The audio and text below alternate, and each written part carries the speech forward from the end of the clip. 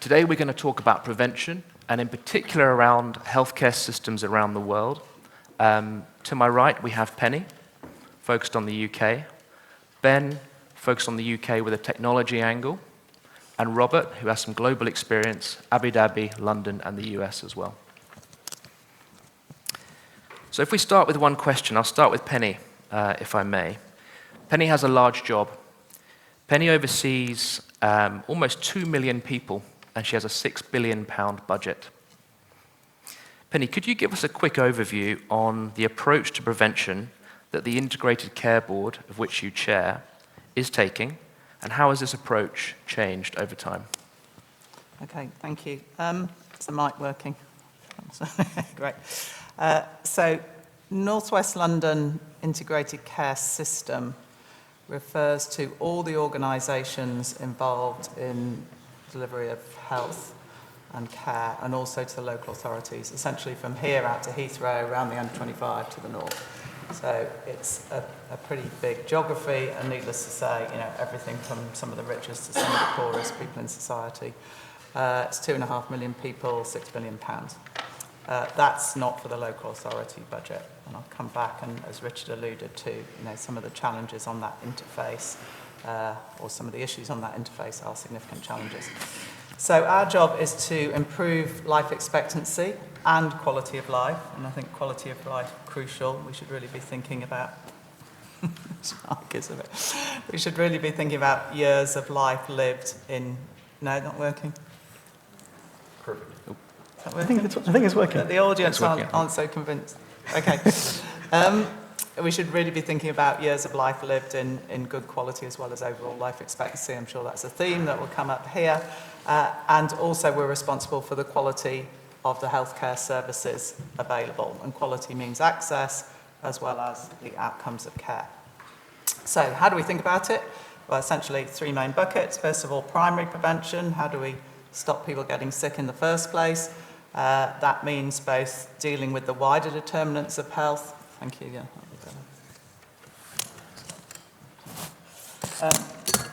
That means dealing with the wider determinants of health, and as you all know, that is the most significant piece. So that's addressing poverty, work, built environment, and so on. But that, of course, is not the job of the NHS, and it's not the job of the Integrated Care Board.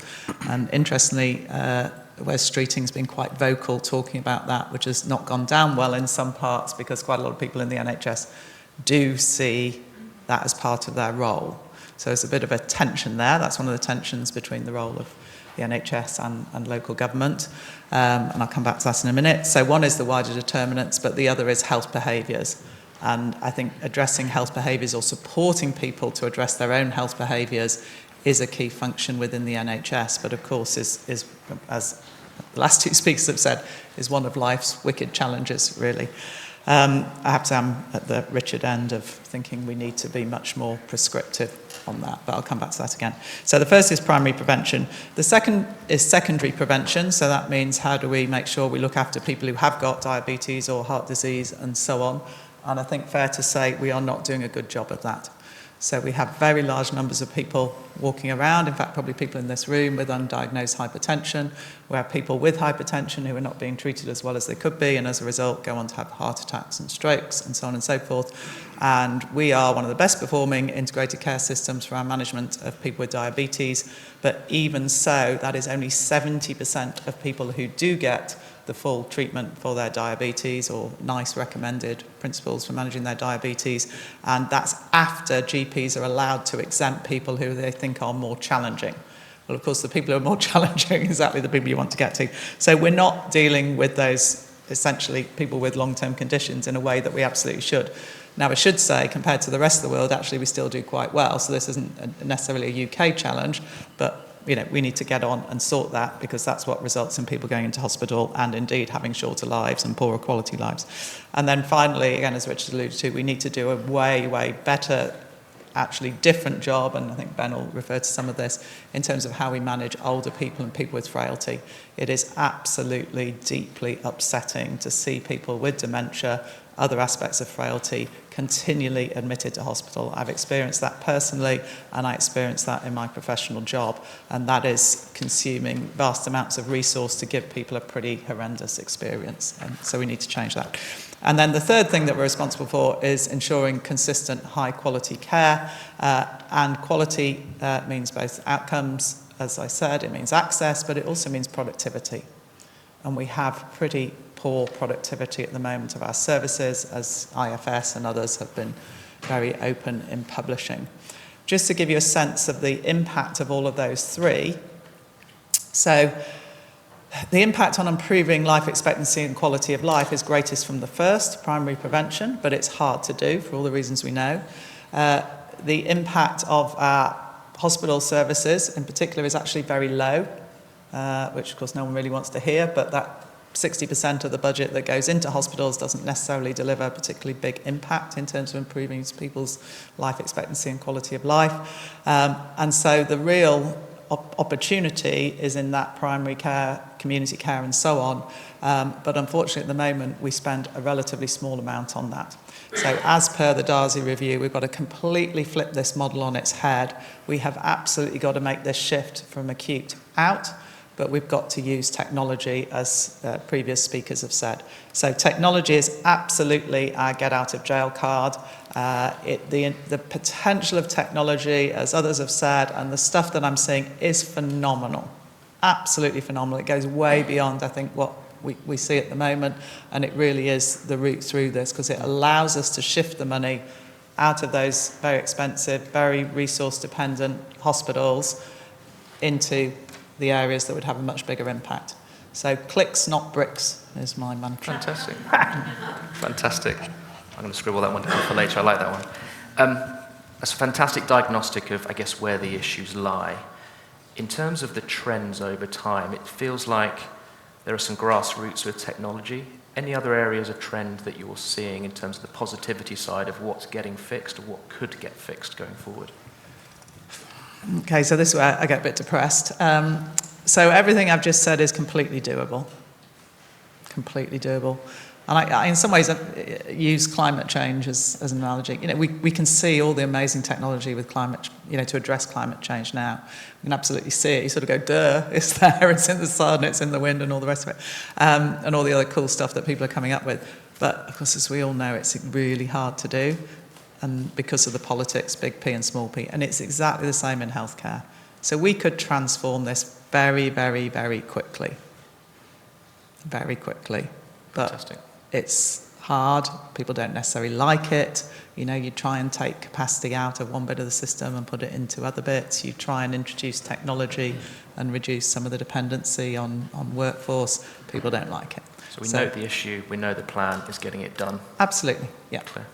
Rob, Can let I me just build on that? Ben, please, yeah. I mean, I completely agree with what Penny said. I think in terms of getting it done, at the moment, the incentives across health and care aren't optimized for the longevity agenda. I mean, if you think about prevention in the long term, how we prevent people from getting type 2 diabetes in the first place, or prevent them from becoming obese, or reduce smoking, there aren't enough incentives for at the ICB level for encouraging ICBs to do this across health and care, when we think about government involvement as well, to drive that change. I think Richard spoke about this previously when when he gave his keynote. But then also in the more acute setting, right? Age UK have outlined that there are about 1 million older people every year who end up in hospital avoidably, right? And that's awful for them, but it's also very expensive for the health system. But how many incentives are there that prevent or encourage GP practices or social care providers to not send people to hospital? I mean, at least from our experience, it's zero. That also needs to change if we want to drive that transformation that Penny was talking about. And then the final, on the note of innovation technology, is Richard still here? Good, okay. Oh, no, you're here. Okay, right. Well, some people, I'll balance this, some people say that the NHS has more pilots than British Airways. However, I think Richard and NHS England have done a great job of driving some technology adoption, in particular the NHS app, which will be a very important tool going forward. However, we need to expand that scope.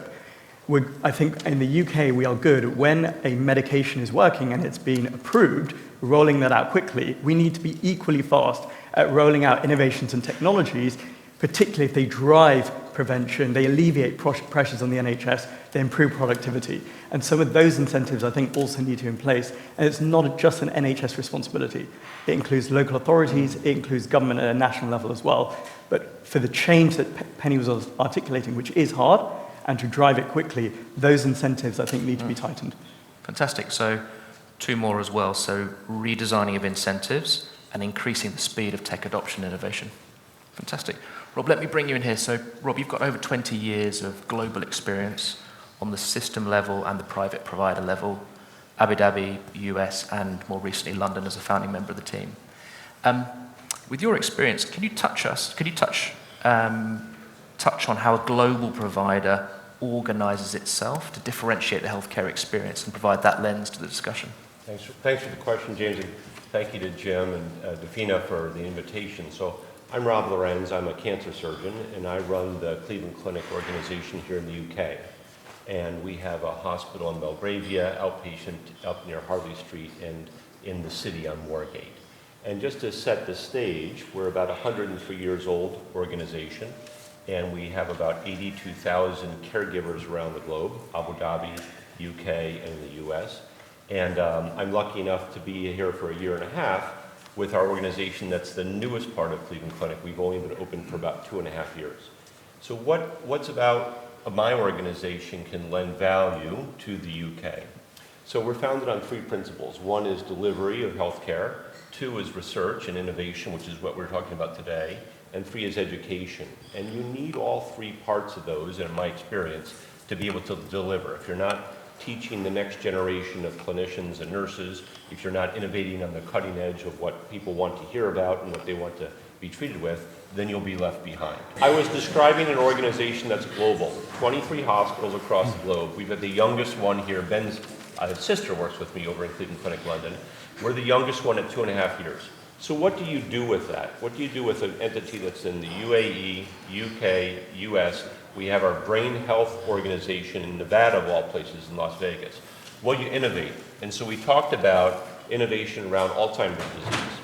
So tomorrow we'll be announcing that we've been treating patients here in London with lecanemab. I think you all know it's the first generation Alzheimer's medication. And that was challenging to do. HMRA thankfully approved it. We're using it in the private sector at first. But as you know, things start gradually and slowly, and then as time goes on, you get more experience, then you make it a mainstay. But the exciting part was, last week I met with Lilly, and as you may know, Lilly's got the 2nd generation compound, donanemab, and that will be coming through HMRA shortly as well, and we've already got approval for that. Well, we're already treating people in the UAE. We're already treating people in the US.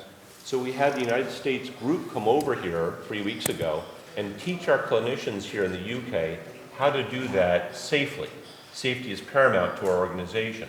So you think about, okay, you're already delivering it in the UAE, you're delivering it in the US, you bring it to the UK, you have a successful launch, and then you quickly move to the 2nd generation, which is the Lilly compound. And I appreciate what Richard said about these first year's compounds are going to be not efficacious as the 2nd generation compounds, but you need to start somewhere.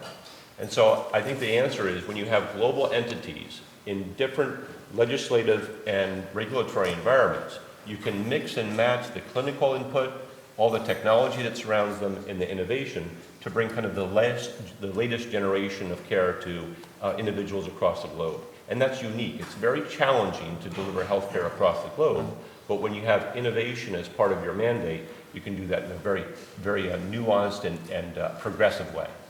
So on one hand, that sounds fantastic. Global, 23 locations, innovation, cutting edge. With my money hat on, it sounds expensive.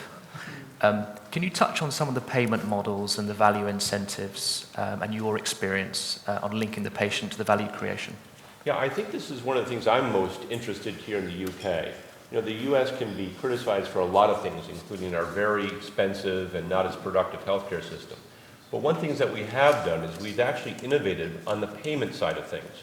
I go back to my time in the UAE, where in the old days they would give block grants to hospitals. And they'd say, here's your block grant, you figure out how to deliver care. The challenge with that is there was no real data to underlie that. Number one, your productivity, but more importantly, how the outcomes of patients were.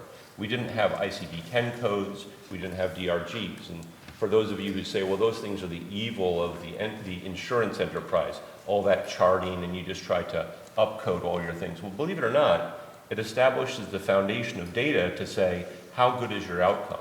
And now fast forward to where UAE is, they're already doing some areas around global capitation, bundled payment. And again, the concept is you align payment with better outcomes. And I see that as an opportunity here in the UK. How do we create accountability for the providers to take operational risk, not actuarial risk? That was the challenge back in the 1990s in the US. We asked our HMOs, our GPs, to take not only operational risk, which we should own as providers, but we also asked them to take actuarial risk. If this patient should develop cancer, if this patient should have an accident. And we had our hats handed to us. Okay, it went very poorly because we tried to link those two types of risk, and all of a sudden somebody said, I'm out of business because I took risk on a global cap and I didn't understand the actuarial part. Well, believe it or not, the next generation of ACOs and Medicare Advantage have disassociated operational risk, which I should be responsible for. Did the patient have a good outcome? Was there a complication? Did they get out of the hospital quickly? With actuarial risk. And I look forward to, here in the UK, as you develop your payment models, put me at risk for the heart surgery, put me at risk for the hip implant, whether or not the patient gets out with a good outcome and with an efficient plan of care. And when you start to link these providers to say, okay, let's say that the NHS might take global cap, but then they farm out, whether it be the diagnostic part, the treatment part for this specific disease, whoever can actually demonstrate the best value, then you start to get into a competition around outcomes and decreased cost. And that's very exciting. So I'm just looking forward to that evolution of the market here. Penny, do you want to comment as well? Great. So as you may know or may not know, I am in the midst of doing a review for the government on the whole of the quality and safety landscape. And interesting observation, so hopefully it'll be published by the end of the year. We'll see. I would push Penny for the sneak preview of what's going to be, but she's told me she's not allowed to. But, well, no, it's not ready yet, but just because it builds on very nicely. So I think first off, so in terms of what's happening at the moment, we have had a bit in the last 10 years, and I will be documenting this, I've got some good numbers on it, a bit of a sort of knee-jerk reaction to quality and safety, which has been to add. There have been many reviews, many recommendations, and so on. I think Richard told me there are 1,000 recommendations just around maternity care. So I mean, it's an unbelievable number of recommendations, and they're all add this, add that, the other, and typically add staff. And so we've added an awful lot of staff, and we've added an awful lot of regulations, and we've added an awful lot of bodies, interestingly. So I spent my time last night, this list of bodies, and it's literally, we are coming up to 200 different bodies before we get onto think tanks, academia, and so on, talking about quality and safety. So anyway, so we've added a lot. And what we haven't done is actually say what's value. And we need to flip this on its head and start to say that the term healthcare value is really good, and it essentially means outcomes over cost. But in order to do that, we need to be very clear on outcomes, so it's exactly what we're talking about today. What are the outcomes that matter? Is it life expectancy or is it quality of life? How do we measure that? And the great thing is, in this country, we've got a really good history of measuring those things, and NICE and so on, very impactful in that. So how do we define what the outcomes are, but also how do we understand our costs? And we've got to really understand our costs, and we've got to understand what our costs could be if we had standardized operating processes, if we had really efficient processes, and if we were using technology. And I went around Cleveland when it just opened a couple of years ago, and some of the tech that's being used is phenomenal. And the tech is largely great at substituting for staff, just to be really blunt on that, but also fantastic at improving quality. So if we could move to this world of value, what are the outcomes compared to the cost? That would, support the flip that I was talking about earlier, because if you're doing that now, very easy to talk about things in a logical, rational way, very hard to actually implement them. But if we were talking about that, we would be absolutely be putting a lot more money and resources into primary prevention, secondary prevention, and spending less on the things, as Ben said, those million older people going into hospital with very, very little value. In fact, value detracting happening at a pretty high cost. So that's the first bit. So I think that's quite a big piece, and I'm going to try and point us a bit more towards that. Could I spice this up just a little Yeah, bit? go I'm going to just give you a little word from my CEO, Yeah. Tom Mihalovich, last week. So I was so proud we won a HIMSS Level 7 designation, only private hospital in the UK to do that. And I said, Tom, look what we've done here. We're the only Cleveland Clinic hospital to win HIMSS Level 7. And he said, but how much did that cost you? And I said, well, what do you mean? Everybody's really happy about this. He said, what do you get out of that? And it goes back to the value equation. It is expensive, and what he wants to see is that how does that translate directly over to less expensive care for the provider? And I thought that was real apropos of what you just said. Fantastic kit, but it's got to translate into better efficiency and lower cost of care. Exactly. So just a little sort of teaser on that.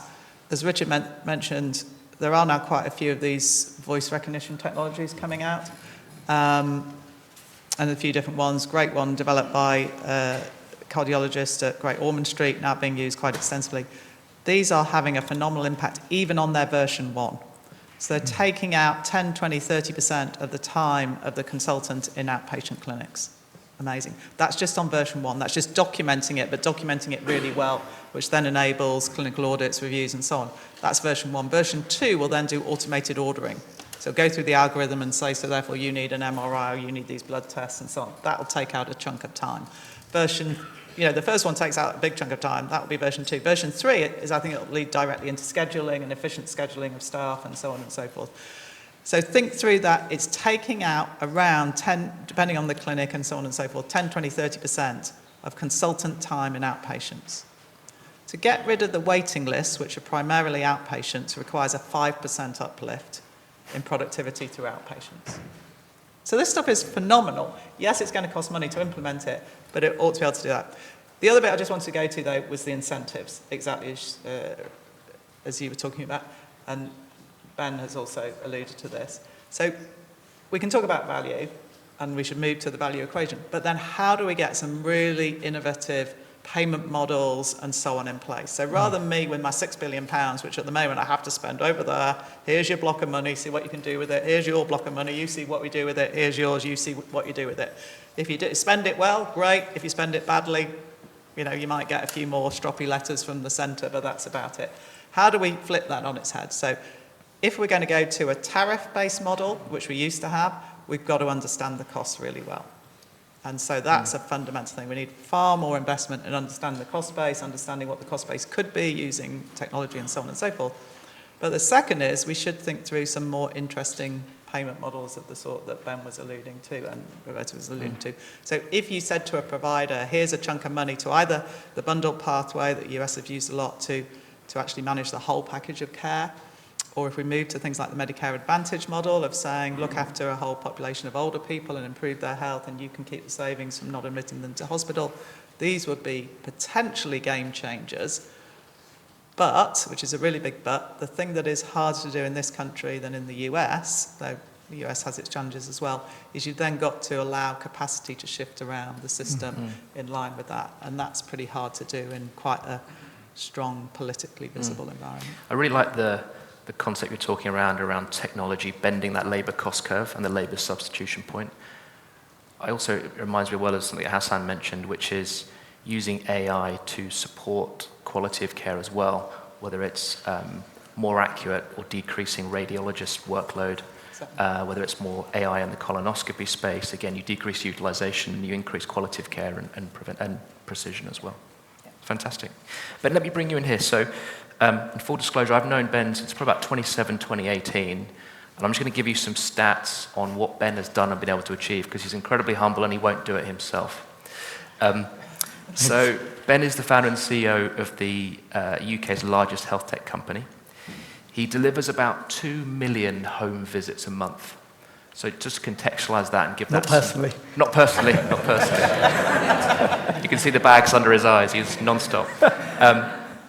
That is the entire, I could get this right, but this equivalent to the capacity of all the NHS and A&Es nationwide. He's delivering that capacity through his business. The second thing they've done is we're talking about access to care and we're talking about capacity. He's reduced for his cohort patient hospitalizations by up to 70%, which is saving the NHS and the government in particular £1 million a day.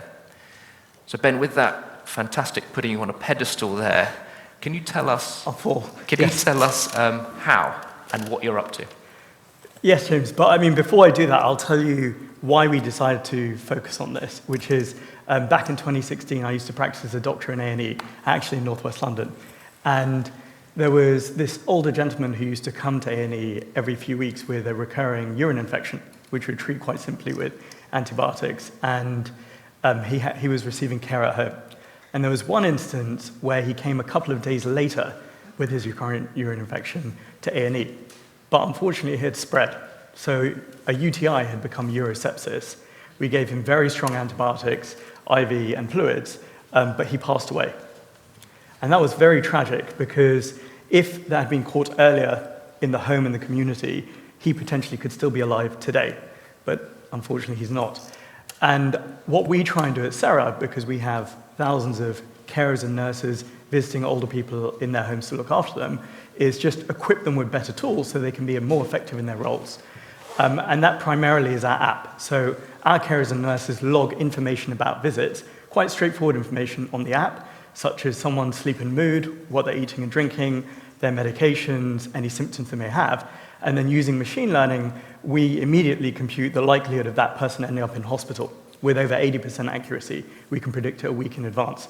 And that in turn allows us to take very simple measures to try and intervene, whether it's contacting a GP so they visit someone in the home, or contacting a pharmacist, so antibiotics or relevant flu medications prescribed, or calling 111, or having their medications reviewed, or reviewing the water that they've been taking so that they're better hydrated and they don't have a fall. These simple interventions allow us to dramatically reduce hospitalizations. The people we look after on average end up in hospital about 8 times a year without intervention. With it, that drops down to more like 3 times a year. And so it's about simple tools that allow staff to be more effective and in turn deliver better outcomes, which I think is what Penny and Rob were both alluding to. That's how we've been able to achieve it. And I think a lot of this technology, if you look at other sectors, the use of AI and machine learning to equip frontline staff or just digital technology has been around. Companies like Amazon and Google were launched in the 90s. And so we need to think about not just using digital at scale, but AI at scale to tackle some of these major pressures the health and care system is facing. I want to bring the conversation back to probably the most important thing in the room, which is the patient. The patient is the center of everything we're doing, and that's why we're here, because it's people focused. Maybe to Rob and to Ben as well. Ben mentioned the app and the inputting of the data. How are you seeing patients and people get involved and get behind technology? I think it's fine on the labour supply side around doctors and nurses, etc. But how are the patients becoming involved in their journey on prevention and in both the spaces that you see? What I would say is that, so we mainly look after older people. I think since the pandemic, there has been increased adoption of monitoring, people engaging with telemedicine with the NHS app. But I think our biggest watch out is that we don't want technology to worsen health inequalities, to worsen access to the prevention agenda, because some individuals may have severe dementia or may have a stroke that prevents them from using a Fitbit or an iWatch or their smartphone or whatever trackers they may be interested in. And the way we've tried to tackle that is more empowering staff and ensuring when it comes to talking about prevention, driving prevention initiatives, making people more aware of it, ensuring staff are doing that and reminding them to do it with technology and informing them in a more bespoke way based on the data and the case mix of the individual in front of them, what they can be recommending, so they can communicate that message and therefore health inequalities don't get worse. But I would definitely say the prevention agenda is by far higher up on the list than it was 5 years ago for the individuals we care for. Fantastic. James, the only thing I'll add, again, coming from the North American experience, is the power of incentivization is surprising. So this goes back to the CalPERS experiment back on the West Coast, where they said you can have your hip implant anywhere, and indeed this is what will contribute to your cost, but by the way, you're responsible for the delta. Well, guess what happened? Everybody moved to the lower cost centers because quality just was not that differential. It was really around what incentivized the patients. And the challenge is when all of your health care is free, why should I stop smoking? Why should I take care of myself and exercise? And a little bit of incentivization. It can be around better monitoring. It can be around technology. It can be something that motivates the patient to take an active part. You think, well, they'll just do whatever's best for their health, and unfortunately, that's not always the case. So how do we start to build in a little bit of incentivization? If it's not on the downside with lower premiums and tiering of patients for what they're responsible for, perhaps it's on the upside. Perhaps it's literally a financial incentive to be of better health and to move their behavior over. That's been the big aha moment for us in North America. It's just a little bit goes a long way to getting them engaged with their health care. Fantastic. What I'd add to that is, I think now more than ever, there is a link between the economy and health. And there are around 9 million people in this country who are unfortunately economically inactive, either because they have to care for a loved one or because they have a long-term condition. Driving prevention has a knock-on effect on improving productivity of the whole workforce, not just in health and care, and in turn the economy. And that's why I think this is even more of a government priority to get right, given the requirement of the growth agenda to succeed. And I'll just add, Professor Andrew Scott's about to speak, and what he's done is brilliant as far as figuring out the economics of getting people at the top of their health possibility for the longest amount of time. And if we can create a model that rewards that high health, and it goes back to what Penny was saying around value, along those lines of maintaining health for as long as possible, I think that we're going to be in a much better situation than we are today. Very good. Laura, I'm conscious of time. We've got 2 minutes. If I may, I'll put you guys on the spot and open for some Q&A. Anyone like to ask the panelists any questions? Yes, please. I mean, you guys have all talked about value, which is amazing. The problem is you're in a system that disincentivizes and disvalues it away. So you can, that tension's always going to be there. And how do you manage that? Because as you mentioned, you want people to have better health outcomes. But if you have a system that's incentivizing them and advertising at them all day to eat, ultra-processed foods or to smoke or create all kinds of addictive behaviors that Richard talked about, it's hard to, you're like always in a tension, and who's going to win that tension? So how do you work within that system? Because I think it's hard to be successful without that. So I think as we're all saying, this is around incentives actually right across the board. So incentives for the public, incentive for patients, incentive for staff, and incentive for organisations, and so on and so forth. So there's a bit about that. And this stuff is clearly complicated. I mean, I know that's obvious, but it's clearly complicated. And so I don't think I have the answers. I'm not sure any individual does. I think societies are trying to work their way through it. But I have to say I'm at the more interventionist end on the prevention, absolutely. And a few things that happen, I just feel like banging my head against a brick wall. I look at, the food. It's just horrendous, absolutely horrendous. And the fact that we're sticking that food in kids, we're sticking it in adults, it's horrible. I'd just ban the whole blinking lot, really. So that's my rather bullish thing. You look at breakfast. We know, people have been writing about this stuff for 10 years, 20 years. So I think we've got to do something on that. I feel very strongly about breastfeeding. No one ever talks about it anymore. Absolutely agonising, 10 minutes on Radio 4 on Saturday morning with Emma Barnett desperately trying to get the woman from the NCT to say that breastfeeding is good.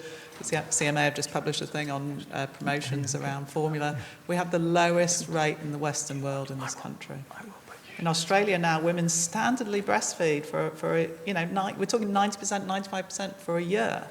That is the norm. In this country, it's like getting to a year, you're looking at less than 5%. And the impact of that, some really good analysis done. Breastfed babies rarely get admitted to hospital in their first 5 years. It's phenomenal. Our hospitals are full of, kids under the age of 5. So why aren't we looking at that? Why aren't we putting out, mixture of incentives, both information, and financial incentives and so on and so forth for some of those things. So I think there's a whole load of things to that. I think information is massive. I mean, I look at some of the poorest people who are eating some of the worst food are then going and spending money in the hocus pocus shops. And the hocus pocus shops for me is Holland and Barrett and so on and so forth. I mean, the cost of that nonsense that's sold in there that people do not need, they need to eat a healthy diet. And people go in there spending you can't go in there and spend any less than £10, as far as I can tell. You know, £10 on all of these pills and so on and so forth, when, you know, it was a case of having some healthy food. And I do despair, as I think many people do in this space. We need to absolutely think about how we get upstream, and maybe the next panel will talk more about that. The simple stuff is sometimes the best. What I'd add, okay. Oh, no, you don't do that, sorry. Thank you. What I'd add is... You've got the tech. Yes, that's technology. I would build on what Hassan mentioned, which was a focus on collaboration to address the tension you mentioned. But the second point I'd mention is more around velocity. So we need much faster reform, given the gravity of the situation that we're in health and care. An example would be, recently there was an announcement about banning television advertising of junk food before 9 p.m. I mean, when I worked at NHS England 10 years ago, and it really was 2014, we were in discussions with the Cameron government about exactly the same intervention. It's taken 10 years for that to be announced, and in turn it will kick in a year's time. We need faster intervention by government around some of the prevention agenda. I think Richard alluded to this as well, and Penny has in turn, for it to make a meaningful difference and alleviate pressures on the health and care system before it's irreparable. I'll make the last comment. You talked about incentivization. I think you're talking about personal patient incentivization. Let me just tell you about provider incentivization. You can do both at the same time. You can have a provider who's fee-for-service, who gets remunerated for each individual unit. At the same time, the next patient he sees can be in a global cap, and you can actually incentivize that patient for avoidance of healthcare, et cetera. And you can have the provider do whatever they do best and manage both patients back and forth. And I think that's the thing that we're missing, that nuance, that it doesn't have to be all or one. We can actually do both things at the same time. My hope is we move from fee-for-service and treating sick care over to prevention and well care, and you're going to see that evolution. It's not going to be 0 to 100. It's going to be 20 to 80, and then 60 to 40, et cetera, and we'll move in that direction as long as the financial models that are aligning this reward providers to keep people well instead of treat sickness. Fantastic. Well, apologies, we're out of time, but I was just scribbling really sort of 4 big themes that came out for me there. One was incentivization for patient, provider, and family and system. Theme 2 was obviously this overarching theme of technology, speed, innovation, decrease the labor element, increase precision, increase quality of care for the patient. The third was, like most businesses, bureaucracy and back office clinical cost and efficiencies there as well. But the most important, I think, was a bit that Rob picked up, which is we all need Professor Andrew Scott's longevity model and productivity model in all of our systems. So, with that, please put your hands together for the wonderful panel. You too. I will. Good.